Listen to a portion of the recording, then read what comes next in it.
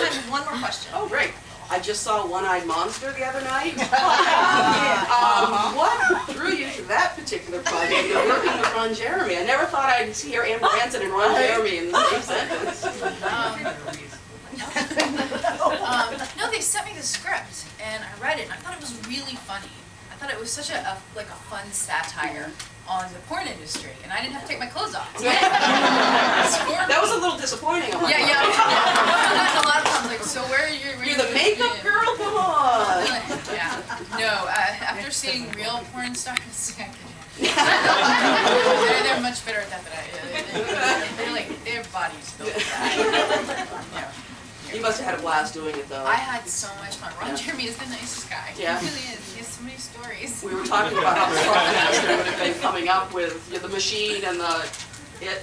That must have been a lot of fun, though. Yeah, basically it's One-Eyed Monster, and it's about a porn shoot where an alien comes down and attacks Ron Jeremy and basically detaches his member from the rest of his body and goes around killing people. It's awesome. It's just so bizarre and silly and fun. And Veronica Hardison, who's also from the porn industry, and she's awesome. She's so good in the film, and she's just the nicest person ever. But I had a ball. It was a lot of fun to watch. I literally had they had a ball. They had a monster. It was a monster, and it was animatronic, and it moved. And literally at one point, I remember I'm in like canyon country, out in the middle of nowhere, outside of LA, and I'm standing in like a broken down shed, and there's a bunch of guys with like remote control things staring at me while there's this thing on my shoulder, and it's turning looking at me, and so this is my life. This is what I do for a living.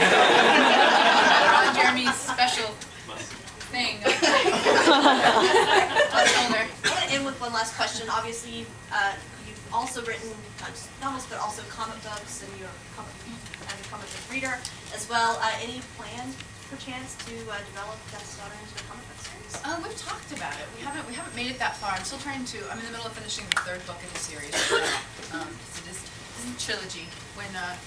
When my editor, when Ginger, who's also Charlene Harris's editor, got the book, she was like, "There's more here than just one book." She's like, "I want you to do 3." I was like, 3 books? And the only way I could like reconcile with doing 3 books was to sort of make them an homage to Dante's Divine Comedy. So the first book takes place in hell, the second one's in purgatory, and the third one's in heaven.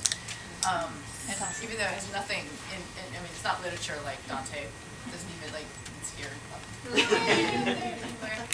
But yeah, like I wanted to do something kind of weird like that, and I'd love to continue that. And like if we move on from the books into a comic book, we would continue that sort of weird Dante-esque vein, I guess. I don't know. It would fit really well. It would be really fun. I think it would be. All right. Well, I think we're going to. This concludes the Q&A portion of the event. We're going to. Amber will be up here signing books and memorabilia for anyone who would like to have something signed. So.